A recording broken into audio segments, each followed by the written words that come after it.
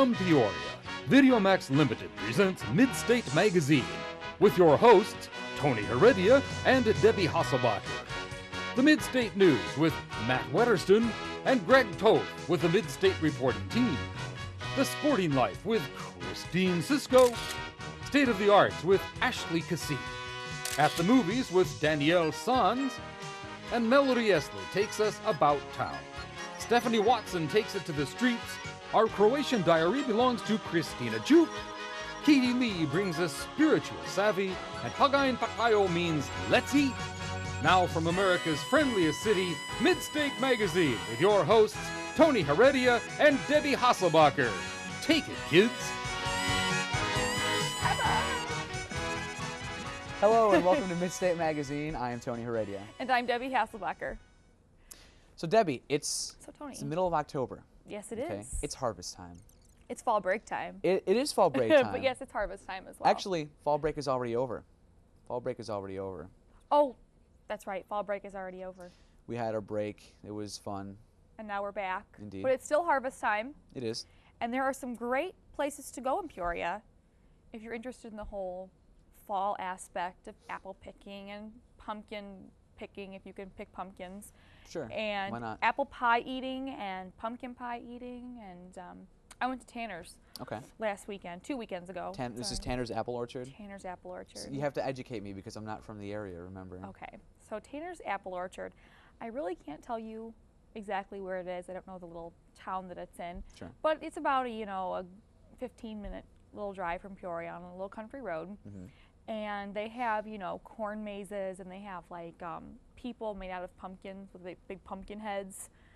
And what else do they have? They have really good apple pie and ice cream, and they have pumpkin pie. And That sounds like a good time. it's a fun, if you like fall, it's a fun little fall experience. Do you get to pick your own apples? Do you get to? You could either buy them. They have a whole little a general store. Mm-hmm.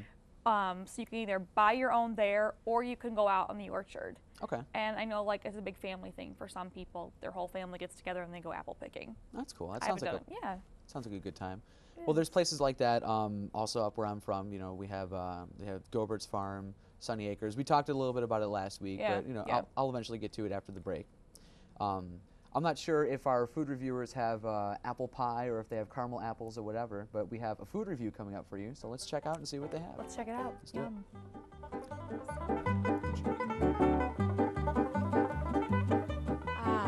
October.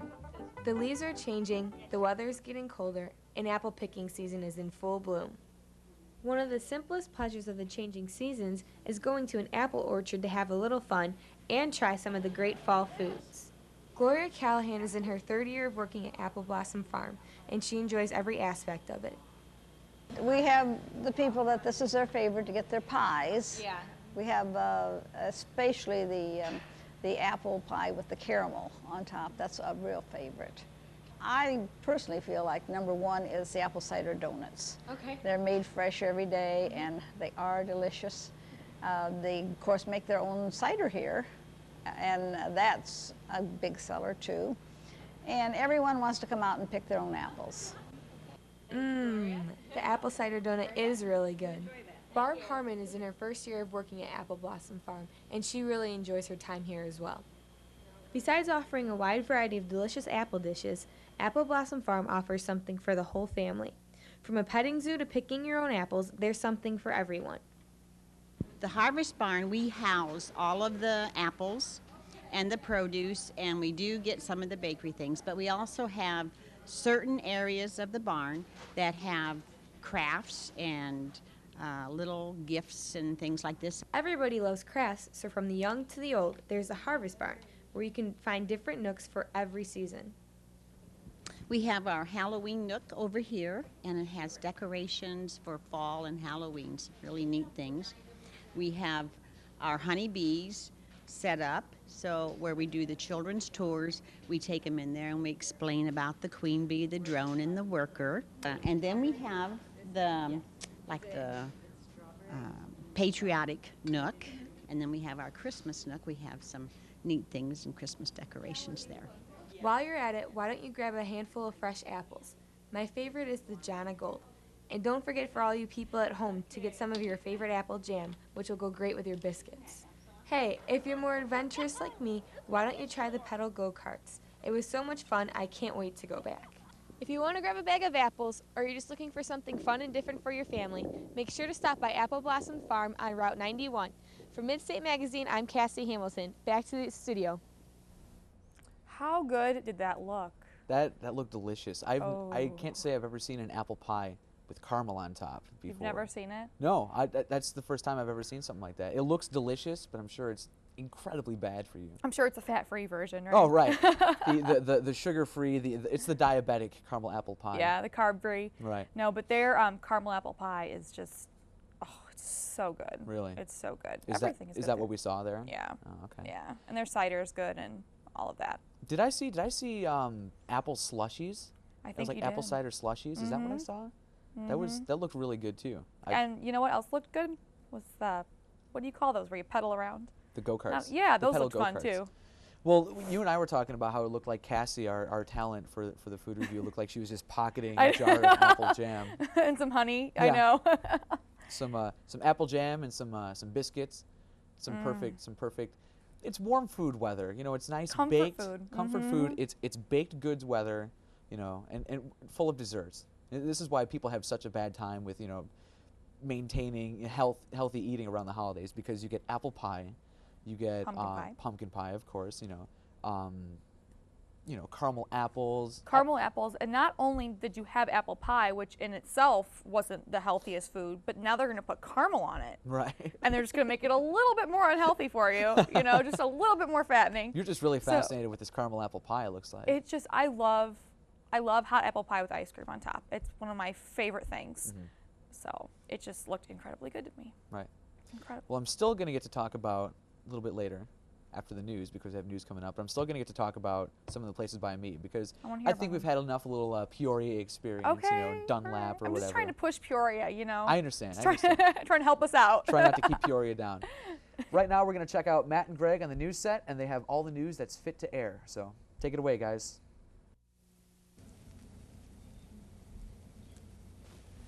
Hello, everybody, and welcome to this week's edition of Midstate News. I'm Greg Toth. And I'm Matt Wetterston. In traffic news, one of Illinois' newest laws, which took effect January 1st of this year, is not being fully enforced. The law makes it illegal to tie up highway traffic by lingering in the left lane. It is meant to discourage drivers from staying too long in the passing lanes on all expressways and interstates. Violators can receive a $75 fine, but are only getting away with warnings. Illinois State Police issued only 39 tickets between January and late August for illegally driving in the left lane, the Chicago Sun-Times reported recently, after 1,024 drivers received warnings during that period. Policymakers are hoping the law will be more strictly enforced in the near future. The IRS has more than $2.5 billion it could refund to nearly 2 million taxpayers who did not file a 2000 return. Those taxpayers, many of them students, retirees, and part-time workers, have until April 15th to file a 2000 tax return or lose the refund forever. Even though you may have earned too little to get a tax return, you could still get a big refund. About half the taxpayers due a return could claim more than $529. Taxpayers seeking a 2000 refund must also have filed a tax return for 2001 and 2002, or else the IRS holds onto the money until receiving those returns. If the taxpayer has unpaid child support or delinquent federal debts like student loans, the refund will be applied to those outstanding balances. It's everybody's favorite time of year again, and Halloween is just around the corner. Midstate reporter Jamie Proctor takes us to the Gilson Haunted House put on by the Boy Scouts. This school is haunted. The Gilson Boy Scouts, who meet at the old Gilson School, are no different than any other Boy Scout troop, except for this time of year. During the Halloween season, the troop turns their 3-story, 102-year-old school into a haunted house. Jeff Jefferson, the Boy Scout master, oversees the construction of the haunted house. The boys enjoy doing the haunted house. It's now their favorite time of year. It's a lot of work. We put in thousands of man hours. Many people from around the area, young and old, help with the construction of the haunted house. I've never had a time where we haven't had fathers or adults step up and be willing to help out, and that's what it takes. Since the haunted house began 7 years ago, it has become more profitable, bigger, and a lot scarier. It just seems to be a real hot attraction. Last year, our haunted house was voted the third best haunted house in the area. Number 3, what? I personally would rate this as a number 1. This school is haunted, and it's haunted with a lot of different spooks. It's haunted with a lot of different scares, and I think you'll find it rather interesting. It's definitely worth coming out and checking out. Like the boys say, we'll scare the yell out of you. So bring your best school friend to the haunted house at the old Gilson School, running now through October 31st. For Midstate Magazine, I'm Jamie Proctor. Thanks, Jamie. In today's oddly enough news file, a toddler wanders nearly 6 miles in the desert. He had been playing at home when the 20-month-old boy wandered through the scorching desert of southeast Iran before his parents followed his footprints and found him sitting in an open irrigation channel. Police and villagers followed his footsteps with torches until they found the boy sitting in an open channel used for irrigation unharmed. How do you like them apples? Well, we have a special treat for everybody today. Joining us in the studio is Mark Burnett from the Peoria Civic Center to talk about some recent renovations being done.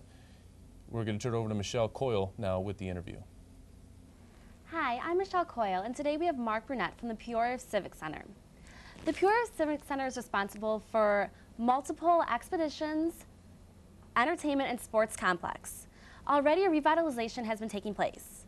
What's the reason for this expansion? Hi, Michelle. Hi. And thanks for having me on. The renovations that we're planning here for the Peoria Civic Center, now that we are 23 years old, it's high time that we put a little bit of money back into the facility so that it continues to be a great place for live entertainment for everybody that comes to the arena for Bradley Braves basketball games, Pirates football games, Riverman hockey, all the concerts that we have.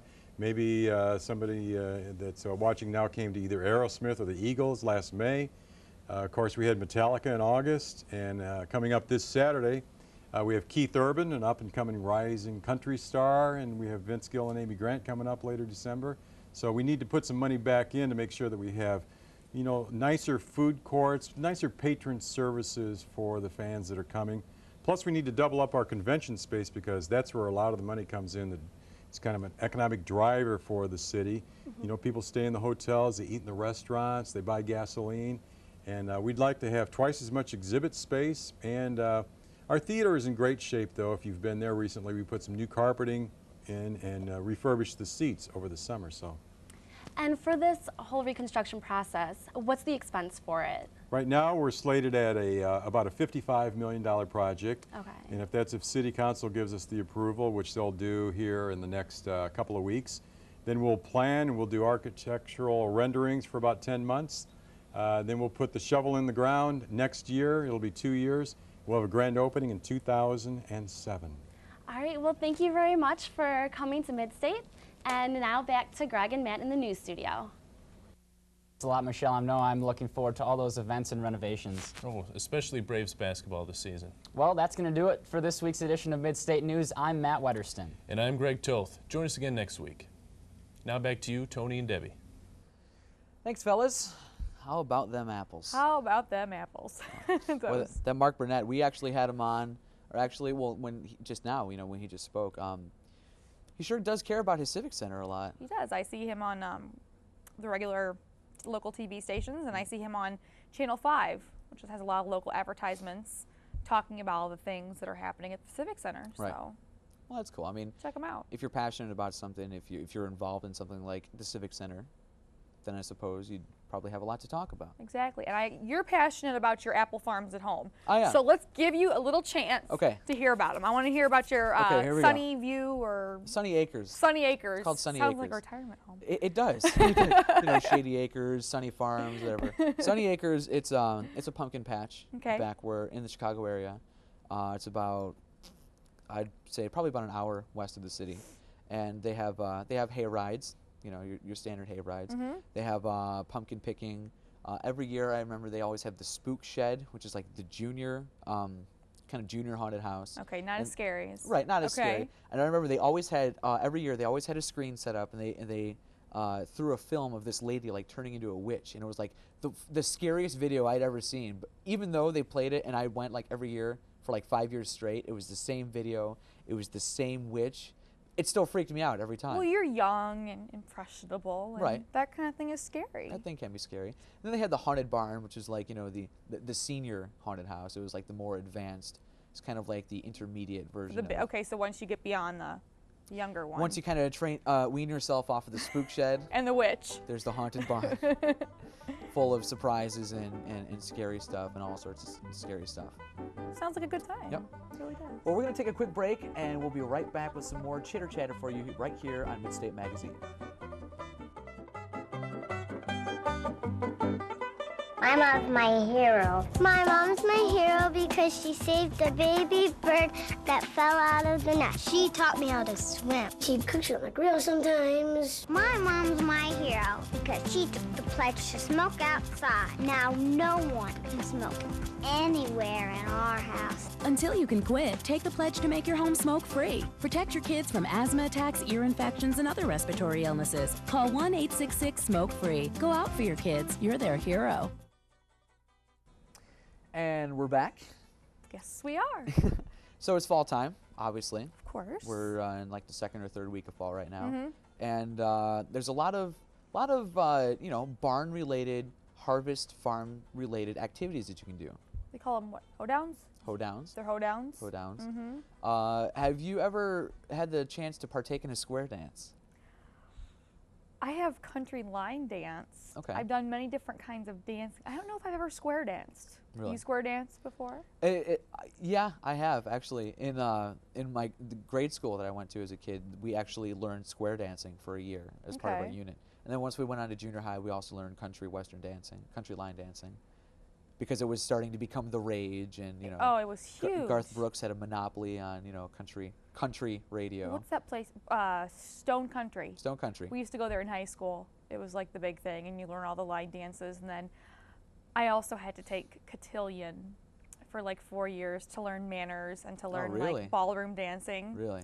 And we learned, I think we might have learned some square dancing, but they didn't do country line dancing. It was more like the hot box. Is this like, you know, white glove kind of take the hand and like promenade down the dance Yes, floor? the boy asks you to dance, and then they go up for refreshments, and he asks you if you want anything. And yeah, it was something I suffered through for a long time. So course and manners as well as like formal ballroom Yes. dancing. A lady, how you should sit, cross at the ankles. You shouldn't cross your legs like I'm doing, so I guess I'm not a lady. My goodness.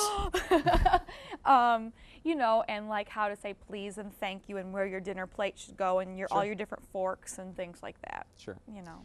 Well, when it comes to like square dancing and line dancing, it's anything but formal. Anything goes. Right. Mm-hmm. But as part of our State of the Art segment, we're going to take a look at Phil Cool, who is a banjo player, and he's from the Central Illinois Banjo Club, I believe. So Ashley has that for us. Let's see what she has. See some banjo. Thanks, Debbie and Tony. Welcome to this week's edition of State of the Arts. I'm Ashley Cassie, and with me today is Phil Cool from the Central Illinois Banjo Club. Thanks for coming, Phil. You bet. So tell us a little bit about your banjo playing, how long, and why the banjo over all the modern instruments. I love the banjo. I started playing the banjo about 35 years ago, and I love the banjo. It's a happy instrument. It's easy to play, and it brings smiles on people's faces, which I like. Wonderful. Can you give us a little information about the Central Illinois Banjo Club? Yes, I had the opportunity of helping start the Banjo Club in actually in 1995. And today our Banjo Club has 60 members in it. And about 40 of them probably have been playing music less than 4 or 5 years.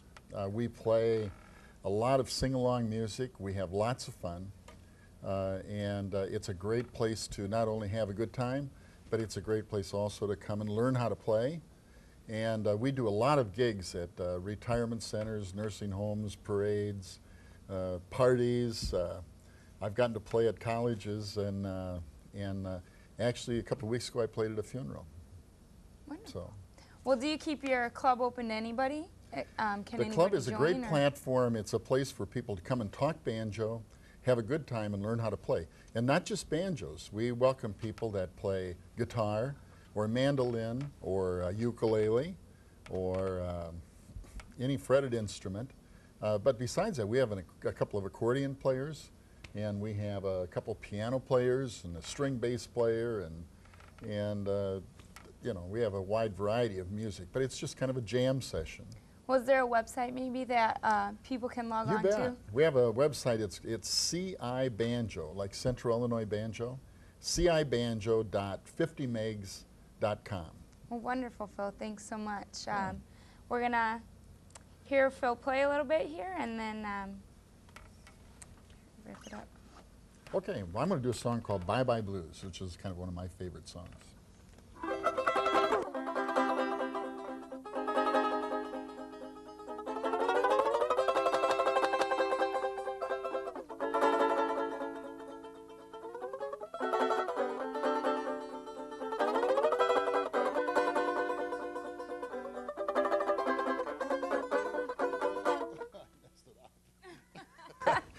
Can I do it over? Yeah, definitely. Okay.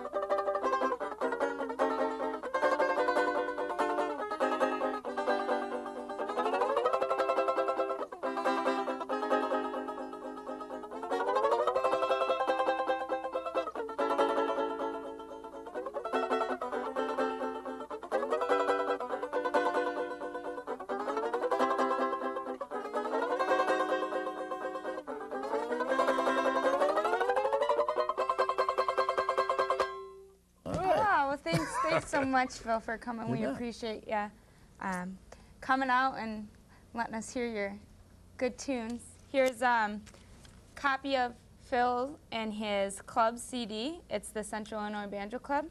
Get a copy, support a good cause, and appreciate you coming. You bet. Back to you, Debbie and Tony.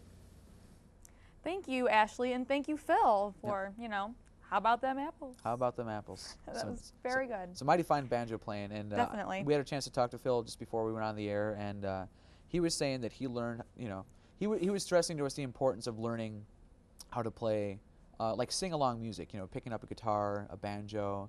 He said they also have an accordion player in the Central Illinois Banjo Club, and how just the importance of like sing-along music, and you know, just getting a bunch of people together. I totally agree with that, because if you think about it, and like if someone gets a guitar and everyone's sitting around and playing, and you play songs that everyone knows, it kind of, this might sound corny, but I think it draws people together. It does. No, it really does. I love sing-along music. It's a good time, and I've been at, you know, gatherings where, you know, someone will whip out a guitar, and oh, actually a friend of mine, there's a band that we all listen to, and you know, they've had a couple of hit CDs, and he'll just play out a guitar, and he'll play an album straight through, and everyone knows all the words, and everyone just sits there and sings along to it. And it's just a great time, just being around friends and, you know, sharing good times. A song everyone knows, because how can you sing along to some of the stuff on the radio when you can't even pronounce the words? Right. You know. or when you can't hear it through most of, like, screaming or whatever. Can't sing along to that. Right. So right. We're actually going to hear back from Phil a little later in the show. He'll take us out, if you will. Ooh. But what do we have coming up next, Deb? We have some, I believe, a Croatian diary. Indeed. With Christina Chuk. Indeed. Christina Chuk is our Croatian correspondent, if you will. She is. Very nice to have her here. It's great. She's wonderful. She's been doing a great job for us on the show. She has her segment. She's been running camera for us and running around and just basically doing whatever. So we appreciate the work that we have. And she's great at what she does. She's very talented, very sweet. So I don't know what she has for us, though. I don't know. But let's check out and see what Christina has for us in her Croatian diary.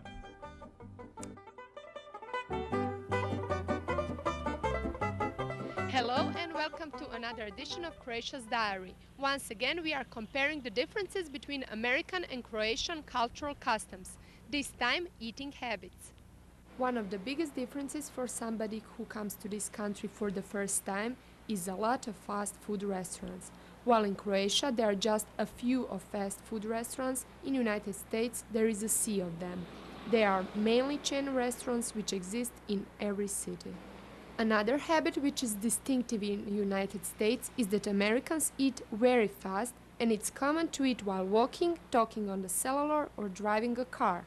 That's why drive-through restaurants are so popular here. In Croatia, eating is a special event, and people like to sit while eating and talk about light subjects.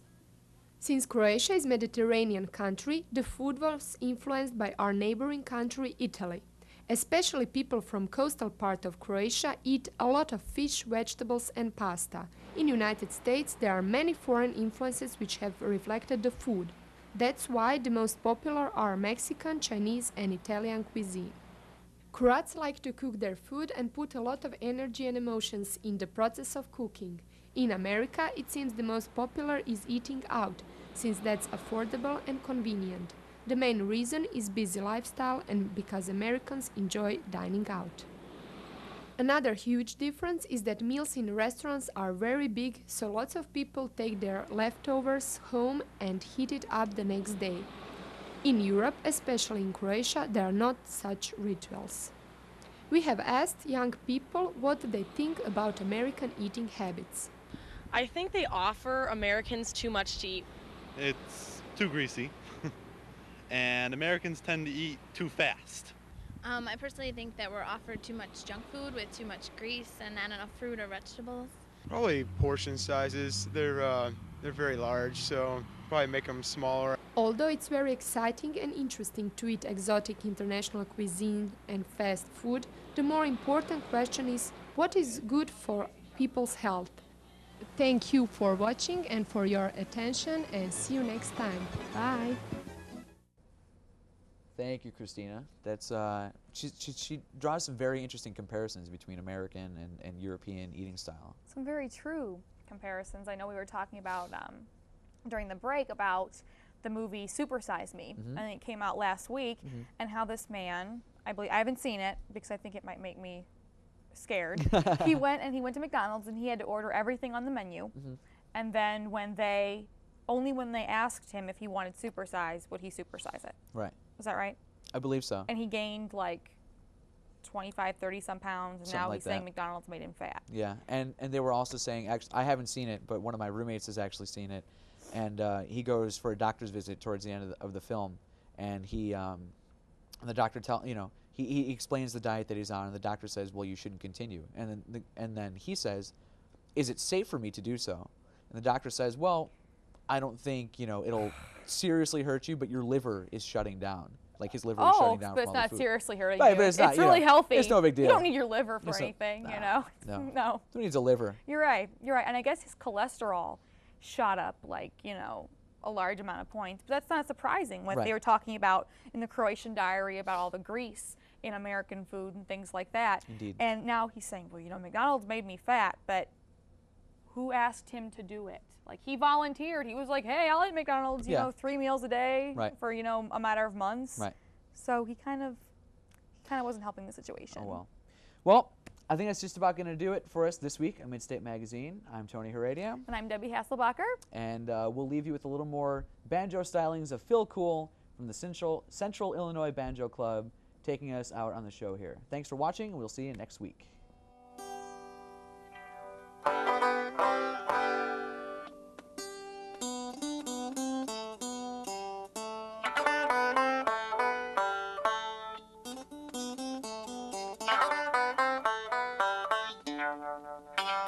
Yeah.